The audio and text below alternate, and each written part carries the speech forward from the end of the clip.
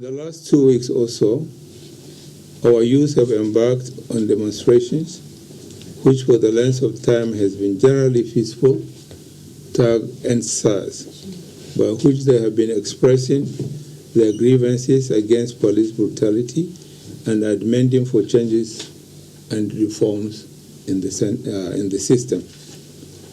In response, the federal government has apologized and has promised to look into the matter and take action. The state governors have not been left out. They have responded promptly by acknowledging the genuine grievances of the youth, and the Inspector General of Police has also been quite decisive. All these steps show that some level of goodwill and the acknowledgement that the grievances of the youth are being taken seriously. However, and notwithstanding these gestures, the demonstrations continued, consequences of which it began to cause serious discomfort to citizens and the country. In the process, it gave opportunities for criminal elements to penetrate an otherwise peaceful movement. The hijacking of the protests by criminals have resulted into violence, destruction of government and private properties, criminal release of prisoners, and the lynching and burning of policemen and some innocent persons. These developments is causing serious concern to all of us, and if care is not taken, it may lead the country to a point of no return. For this reason, I'm appealing and calling for a halt to give peace a chance for dialogue. I'm appealing to our youth who have strongly and clearly made their points to withdraw from the streets and prepare for dialogue. I'm equally appealing to Mr. President to continue addressing the grievances expressed by the youth and lay out the program that meets and addresses the objective of the protest. Former head of state Abdulsalami Abubakar with his advice to the country and the president moving forward. But yes, the president did eventually address the country yesterday, as everyone saw. But today we're joined by two gentlemen to kickstart today. Tunde Bankantini, a member of the APC and also a member of Isaleko Descendants Union of Lagos. He joins us via Zoom. Then we also have Oladimeji Fabiyi, who is a member of the PDP and also has been several members, been member of several committees for the party's processes of selecting different candidates in different states. Good morning and thank you for joining us as well today. Well, lots of people wanted the president to speak, and now he has spoken. Mr. Fabiyi, let me start with you. From your perspective and the content of the president's speech, saying, listen, above all else, I have heard the voices of the youths. What kind of impression do you get from that? But having said that, isn't it time for everyone to then say, look, okay, he has said he has heard us. It leaves them with no choice than to say, all right, well said or not. Well, thank you very much, and good morning, Nigerians. Good morning, Chamberlain. First and foremost, I'd like to say that that speech is coming a little too late, but it's never bad. We've expected that this would have come earlier than now, but unfortunately it didn't come as when Nigerians expected, when perhaps the speech would have assuaged the pain of Nigerians, it would have appeased, the frustrations of the youth. I didn't see anything very serious in that speech. It was grossly deficient in what I call color of empathy. It was grossly deficient in what I call sympathy and compassion. And one would have expected that Mr. President would do more, would do better. You can see the reaction You can see the fallout, you know, after the statement yesterday. It lacks that candor that can appease the pains of Nigerians, the pains of the youth, and the agitations of our people. Isn't it disturbing that there was no mention of the gruesome killing, murder, massacre of our ever vibrant, ever conscious, Nigerian youths that were killed in Lekki, at Lekki in Lagos. That unfortunate incident will continue to live in our memories for a very, very long time. And then again, I was taken aback because the speech did not even mention the state of anarchy that is prevailing in the country at this moment. These are serious issues that one would have expected Mr. President will adequately address yesterday in that speech. It's also very, to me as a president, as a Nigerian, very insulting for Mr. President to be calling our digital age youth, so-called protesters, and rather it was promising them all these what I call them analog and archaic economic measures, and that is not what we expected from Mr. President. We've heard about almost of these programs in the past, and they are still subject, to what people think about them. What have they achieved about this program? These are programs, all the programs the President was touting yesterday, were things that ordinarily Nigerians are aware about. And then people are even questioning the successes of this program. We'll come to that. We'll come to some of those issues you mentioned, but I just need to get the opening. But let me equally get that of Mr. Tunde Bankantini. Well, you have heard him. He says that, well, certain things were left out which ought to have been there, even though he did say, I've heard your cry. Do you share the same view? Well, good morning, Lagos. Right. First of all, I want to say something clearly. This is not about party politics. What the president has said yesterday, do you expect the president to come out immediately without getting briefed? Along the line, the youth clearly, he said it clearly, we will listen to you, we will take up your demands. And when he came out, the first thing he said yesterday was that I spoke to my service chiefs, to my security team. That was the first thing he said. And he said clearly, we will hear you loud and clear. And for God's sake, these are our children. I don't see why we should always play politics with everything. What should be the foremost in our mind is to be very soothing and to be very sincere with our kids. They've done so well. I want to say to the youth, we are proud of you. Africa is proud of you. You've shown the world what you are made of. A peaceful protest, a very peaceful protest, non-violent. You carried on for 2 weeks until the government got it wrong. When I'm talking government here, I'm not blaming it on party politics. So I want my friend in Abuja to stop playing party politics with it. The president came out and spoke President of Federal Republic of Nigeria, not APC president, not PDP president. That is my opening statement for now. All right. So, Mr. Fabiyi, now that statement, the speech by the president. Well, yes, you have said that it should have come earlier. Of course, a lot of people were thinking he should have spoken earlier, but then being in that position, if you look at the content of the speech, where he did say, look, we accepted the demands, we're continuing work on the demands, but we also did see how the protest started and how it degenerated as a result of certain elements that infiltrated.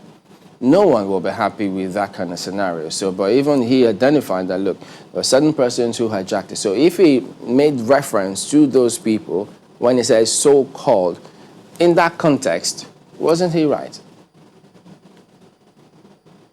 Well, Chamberlain, thank you very much. Let me first clear the impression of my brother in Lagos. This is not about politics. As you can see, my party has never done anything in regards to, they're just appealing to the youth to sheath their swords and come to the negotiation table. So that is that. Let me, the speech of Mr. President, I tell you, and I still maintain that it's not inspiring at all. And I still maintain that as a Nigerian and not as even a member of the party, as my brother is trying to make it look like. And we know what these people do. We saw that I mean, as the protest was going on, there were a lot of attempts to give it a coloration or ethnic coloration, to give it a political coloration. And I thank God for leadership from my party that they didn't even involve in this, rather than they were rather appealing to the youth to do the needful. That their protest, like everybody has agreed, is genuine. And no world leader, let me tell you, and no responsible leader that is alive to his responsibility will run the issue on this protest the way the government have run it. And I say this, no parents will talk like that. No parents will do that. And let me just quickly make this known. In fact, Senator Shehu Sani clearly, captured the essence in one of his tweets yesterday. And he said, you people are asking for speech, and you got the speech. Now you are speechless. He captured the essence of that speech yesterday. Nigerians were expecting something more, something bigger, something that can actually assuage the pains of Nigerian youth and the entire Nigerians. You can see opinion leaders, stakeholders coming out to say, Mr. President, talk. You can see that speech was a forced presidential speech that was bereft of affection, that was bereaved of compassion, that was bereaved of hope and inspiration. No confidence. Because Nigerian youth have already lost confidence in the leadership of this country as we speak. These are the things that are happening, and we should face that. This is about Nigeria. This is not about PDP. This is not about APC. One of the people they killed in Lagos was very known to me, and I feel so bad about it. All those families of the people, they are still there mourning of those that were killed, gruesomely murdered, were there still mourning. What has government done about it? What has the federal government done about it? If the government had lived up to federal government had lived up to its expectation, we wouldn't have gotten to this place. We wouldn't have gotten to this point. Those Minister, that you said, just a minute. Mr. President may be calling so-called protesters. Perhaps to him they are. Okay, but we know that the original agitators, the original protesters. The thing about this is this, they're not the ones analyzing things. Just hang on. Let me just bring this in. Now, yes, a lot of people look to the president. Naturally, he's the president, the leader of the country. But talk about the subnationals, the governors. Look at the states that declared curfew. Now, when curfew was declared in those states, naturally you expect that, okay, they've got this. They have it all covered. So there will be no more violence. Things will turn out peacefully. So when well-meaning people, of course, as trying to obey the curfew, went back home, you saw what happened in those other states. So shouldn't the state governors also take the flak for this one? Why did you declare curfew? Yet violence broke out.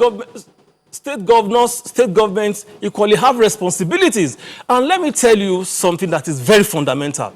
Nigerians have lost trust, they've lost confidence in their leaders at federal, both at the state. Okay, look at most of the states that have declared, that has imposed curfew, like you said. Look at your state, for instance. How did Governor Seyi Makinde do it? How did he do it? That we don't have all of this that are happening in Lagos that are happening in every other place. How did they do it? So what I'm saying is that when people have lost trust in your leadership, when they've lost confidence in this is what you get. Again, when you are not awake to your responsibilities, when you are supposed to nip the crisis in the bud, you didn't do that, this is what you get. That is my point. So we don't enjoy this forced presidential speech that all the rest of the world has to be calling before Mr. President can make statement that would douse the tension. So for me, it is my hope that after making this speech, the youth of Nigeria, the Nigerians in general, would be able to have the mind to queue behind this. We need peace in this country. We need unity in this country. This is not about South, this is not about North, this is not about region, this is not about party politics. This is about Nigeria as it concerns all of us. I can't fly out of Abuja. I'm supposed to be in Lagos. I can't fly. It has affected my economy. What I'm saying is this thing have ripple effect. It has a lot of, a lot of effect on what we do on daily basis in this country. So our government must be able to rise up and wake up to their responsibilities. When they do this, there will be peace. Let's bring in Mr. Bankantoni. So, Mr. Bankantoni, well, talk about subnationals now, because there are huge questions about all of this. Is it that they had their hands tied? How do you think that states got it wrong? Well, from Lagos, where the real protest started, peaceful, well coordinated, well organized. And when they started, the governor of Lagos State addressed them. President spoke about them. Everyone commended them, and will still do. And to refer to my brother Fabiyi in Abuja, the president never used the word so-called protesters with regarding to our kids. Let's get something clear.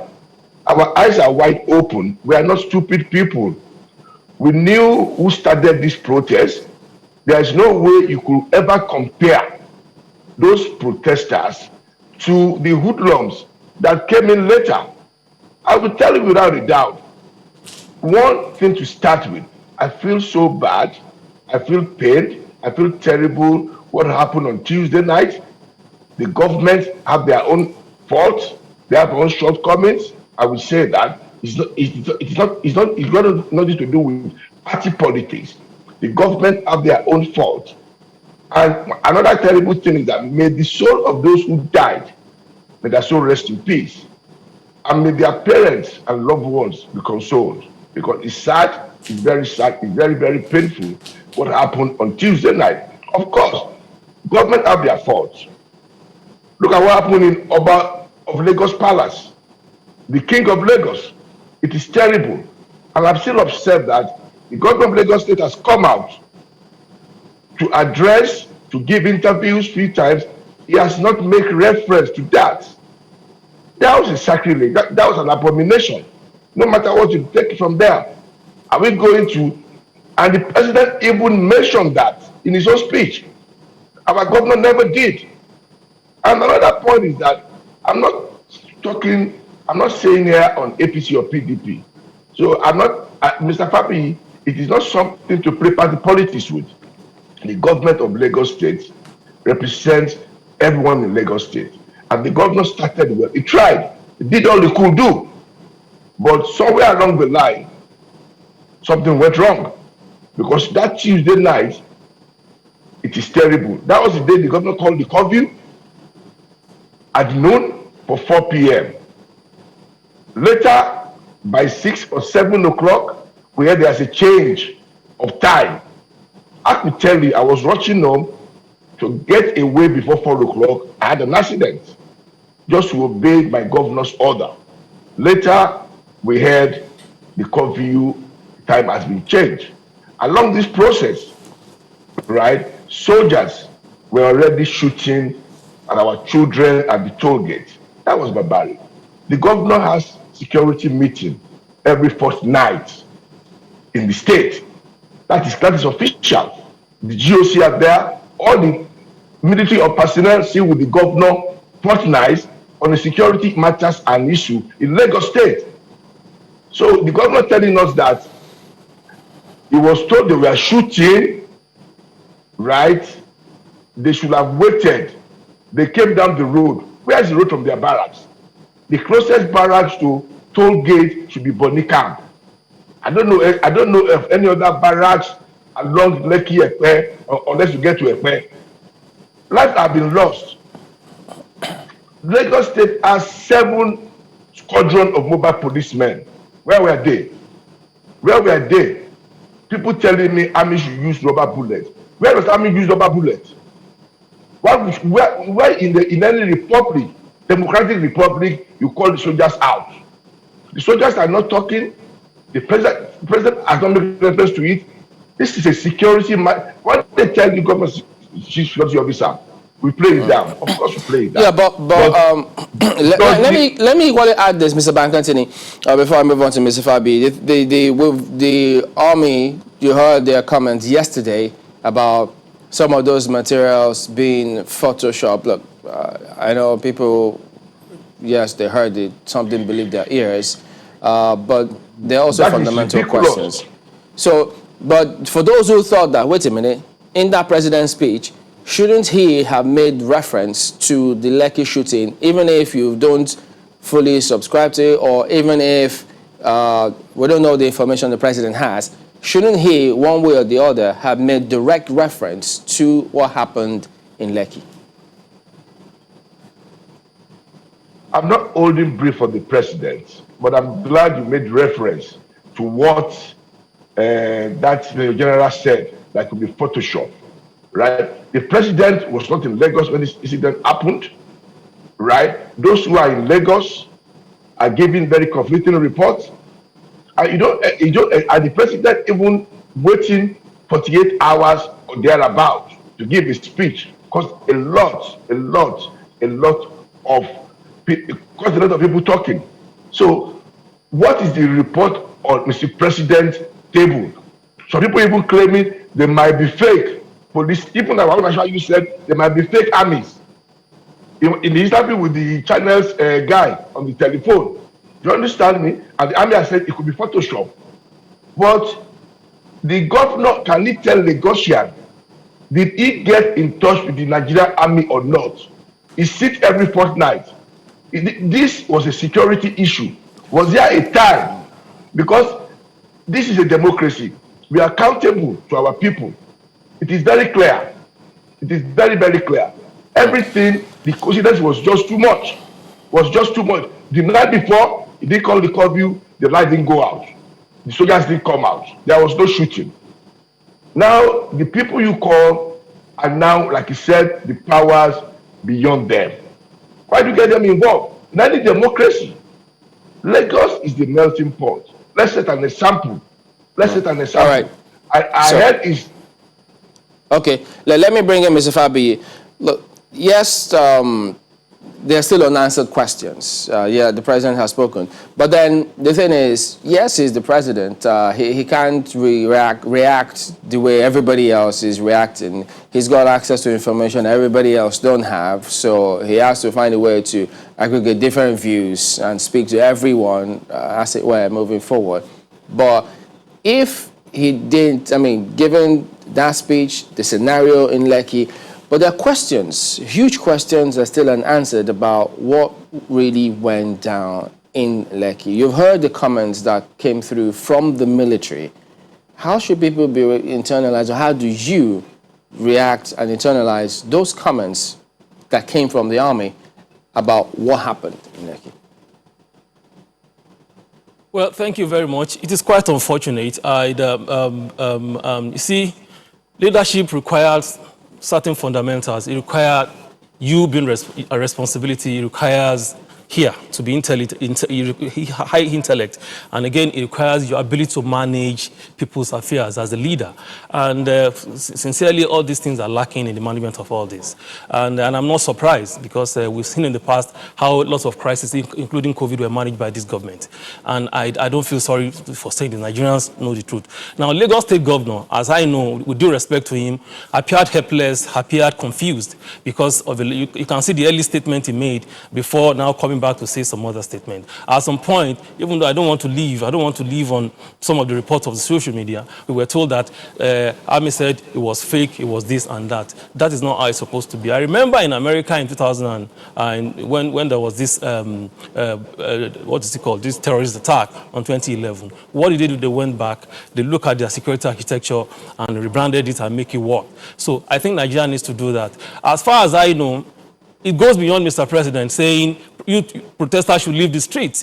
What the question should be, because I know, a lot of Nigerians knows that those who are vandalizing national assets and other assets across the state are not the real protesters. The real protesters are not people vandalizing this. So it would be good for Mr. President to help us get rid of all these hoodlums that are killing people, that are attacking people, that are destroying properties and all that. Get them off the streets. Then we can now see how then we can now have a way to talk to the youth to say, okay, leave the street. The protesters are not the one doing all this, causing all this vandalism. They are not. So as far as I know, the statement of the army is not encouraging. As far as I know, it does not give me the kind of information I would have wanted them to do. They have their intelligence unit, that would have immediately swung into action. And 2-3 days, 72 hours, it took them all that time before they can come out and giving us all these excuses. As far as I know, as a Nigerian, I don't buy into that. So for me, the government needs to do more. And Mr. President needs to wake up to his responsibility. We have a leader. We have leaders in Nigeria today who abdicate responsibility. When something happens, they quickly pass it to their subordinate or pass it to the under them. And that's exactly what Mr. President has done in this matter. Passing this thing to state, yes, a lot of things are happening in the state. But the federal government should have done better.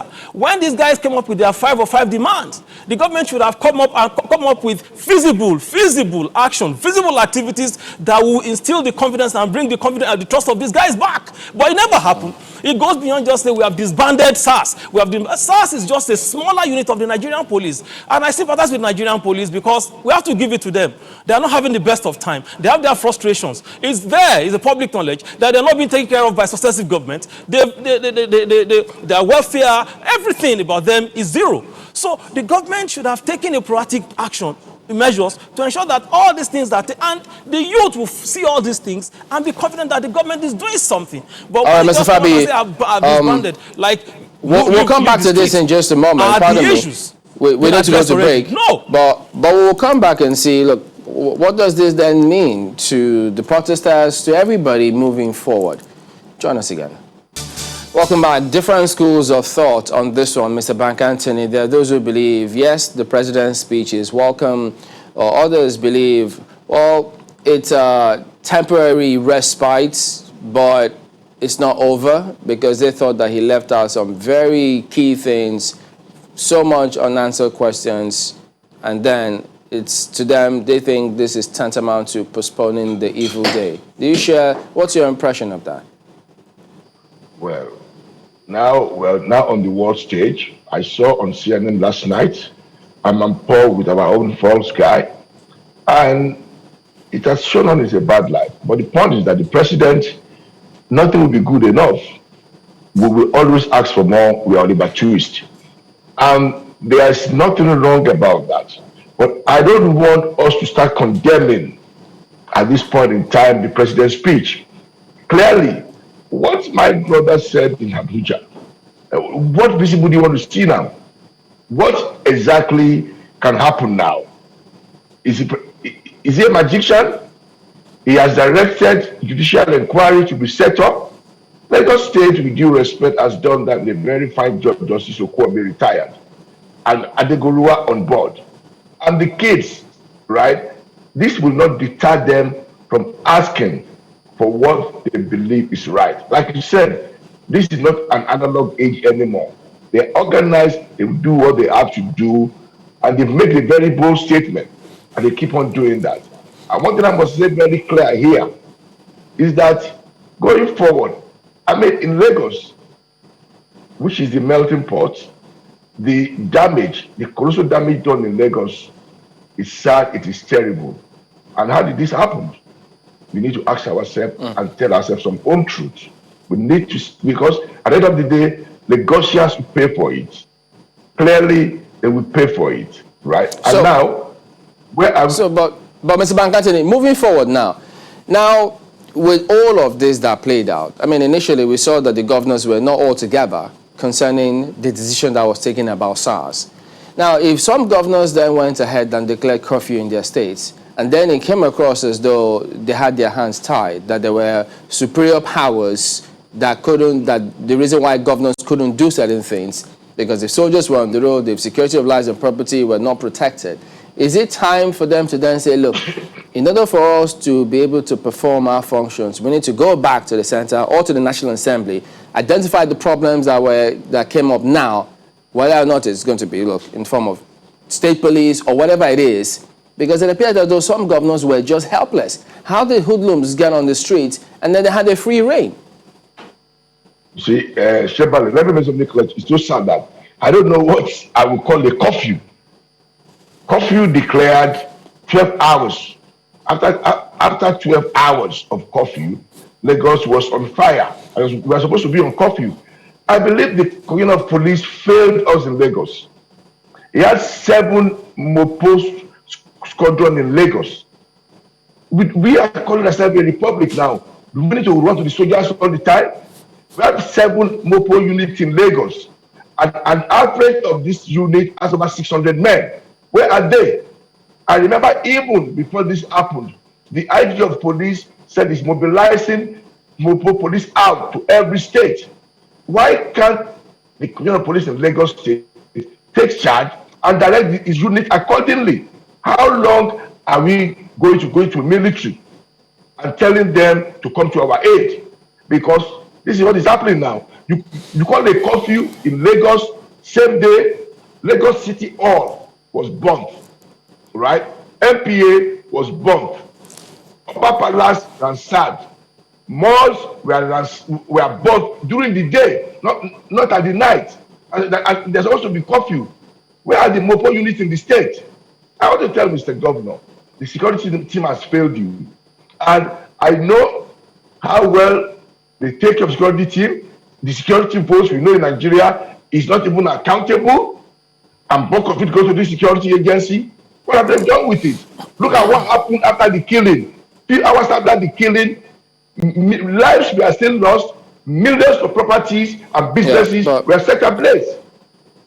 Well, you know, the thing about this now, Mr. Fabiyi, anyway, who knows? Because all of these businesses, business concerns of private citizens that have been affected, well, it won't be a bad idea for the states in question to do something about compensation or something, because at the end of the day, they still will go back to them for taxes and all whatnot. But moving forward, in terms of the fundamental questions, unanswered questions about this one, how do you think the youth will accept this now? Because some will say, does that then mean that youths or people who are genuine can't come out to protest against what they don't like tomorrow without fear of who knows if hoodlums, whether they send them to infiltrate their ranks or not, will get in there and then the same kind of scenario play out? And this may be an excuse that people will bring in time and again to cow people who ordinarily are genuine. According to the law, you can protest peacefully.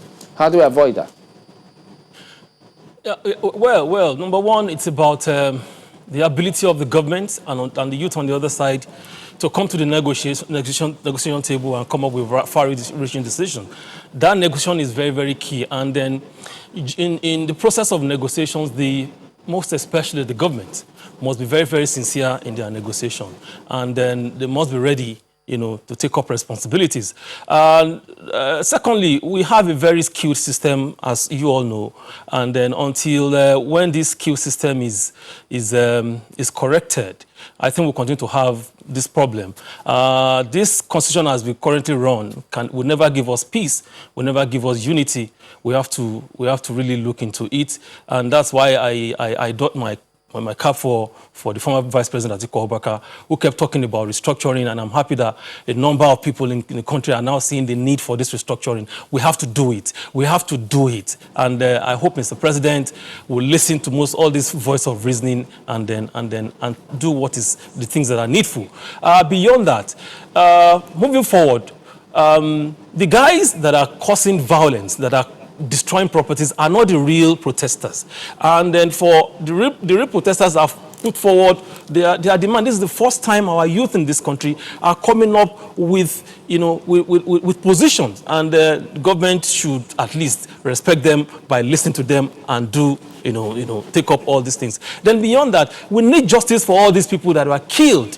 Is important. As long as the government fails or is unable to get justice for these people, to conduct proper investigation into what happened, why this killing has to happen, who are involved, who did what, and brought to book, this may not abate. The youth are ready to leave the street as long as the government lives up to its responsibility and attend to some. The government may not necessarily, take all the requests of the youth, but those ones that are fundamental, those ones that are hanging fruit, we need to see there are physical things that can be done. Roll out your statistics. Let us know what you have done. Who are you interrogating right now? Who have been prosecuted? These are the things that can instill confidence. We need more of statements from leaders and action from government that will aid our nation building. Is important, because the speech of yesterday did not even engender the nation building. So we should forget about that. Mr. President should learn to come up with things that can engender this nation building. His advisors should do well by letting him know the true position of things, because I see this as lacking in what we are going through now as a nation. We need to anchor at that point. Thank you very much indeed, Mr. Dimeji Fabiyi, member of the PDP, as well as Mr. Tunde Bank Anthony, member of Isale Dissenting Union of Lagos, and also member of the APC. We will be back in a moment. Don't go away.